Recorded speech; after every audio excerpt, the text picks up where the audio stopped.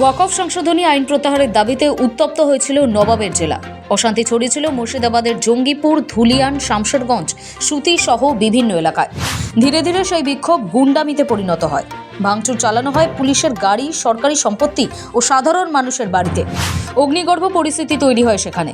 একাধিক মৃত্যুও দেখেছে বাংলা। অশান্তি রুখতে হাইকোর্টের নির্দেশে মোতায়েন হলো কেন্দ্রীয় বাহিনী এবং রাজ্য প্রশাসনের তৎপরতায় ধীরে ধীরে ছন্দে ফিরেছে মুর্শিদাবাদ। তবে অশান্তির শুরু থেকেই সোশ্যাল মিডিয়ায় ছড়িয়ে পড়া একের পর এক ভুয়ো পরিচয়ের প্রোফাইলের বিরুদ্ধে কড়া পদক্ষেপ করেছে পশ্চিমবঙ্গ পুলিশ।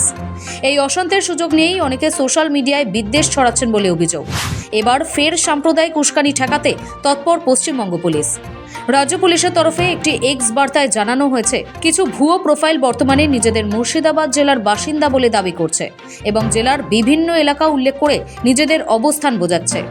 অভিযোগ, এই প্রোফাইলগুলো শুধুমাত্র ভুয়ো পরিচয় তৈরি করেই থেমে থাকছে না, সেই সঙ্গে সোশ্যাল মিডিয়ায় একের পর এক দেশবিরোধী মন্তব্য ছড়িয়ে দিচ্ছে ও সাম্প্রদায়িক বিদ্বেষ ছড়ানোর চেষ্টা করছে তারা। এই ধরনের কাজ সমাজের শান্তিপূর্ণ সহাবস্থান ও সম্প্রদায়গত ঐক্যকে বিঘ্নিত করার পাশাপাশি দেশের আইন ও সংবিধানকেও চ্যালেঞ্জ করছে বলে উল্লেখ করেছে পুলিশ। রাজ্য পুলিশ জানিয়েছে, এই সমস্ত প্রোফাইলের বিরুদ্ধে উপযুক্ত আইনি ব্যবস্থা নেওয়া হচ্ছে। অনেক ভুয়ো অ্যাকাউন্ট ইতিমধ্যেই ব্লক করা হয়েছে এবং আরও অনেকগুলিকে চিহ্নিত করে বন্ধ করে দেওয়া হচ্ছে। পুলিশের পক্ষ থেকে সাধারণ নাগরিকদের উদ্দেশ্যে সতর্ক বার্তা দেওয়া হয়েছে, এই ধরনের উস্কানিমূলক বার্তা কোনোভাবেই যেন কেউ শেয়ার বা ফরওয়ার্ড না করেন। এইসব পোস্ট বা মেসেজ বিভ্রান্তি এবং ঘৃণা ছড়িয়ে দেয়, যা সমাজে বিশৃঙ্খলা সৃষ্টি করতে পারে এবং সাম্প্রদায়িক সম্প্রীতির পরিপন্থী।